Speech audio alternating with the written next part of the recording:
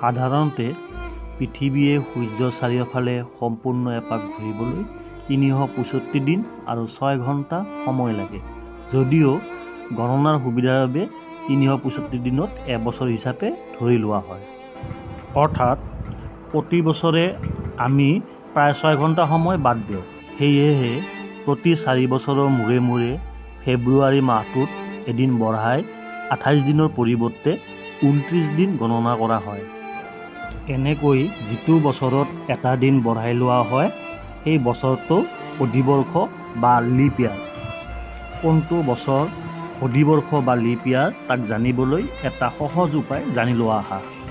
যিটো খ্ৰীষ্টীয় বছৰ 4ৰে হৰণ কৰিলে ভাগশেষ নাথাকে তেনে বছৰকে অধিবৰ্ষ বুলি ধৰা হয়।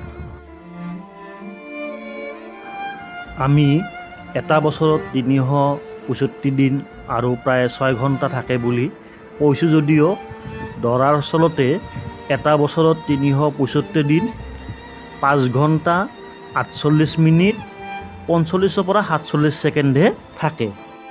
গতিকে 4 বছৰৰ মূৰত অধিবৰ্ষত আমি এটা দিন বঢ়াই দিওঁ যদিও আচলতে এই সময় 24 ঘণ্টাতকৈ অলপ কম।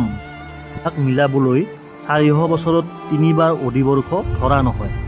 উদাহৰণস্বৰূপে 4ৰে মিলি যোৱাকৈ হৰণ কৰিব পৰা হ'লেও 1700 খ্ৰীষ্টাব্দৰ পৰা 2000 খ্ৰীষ্টাব্দৰ ভিতৰত 1700, 1800 আৰু 1900 চনকেইটা অধিবৰ্ষ বুলি ধৰা নহয়, কিন্তু 2000 চনটো অধিবৰ্ষ।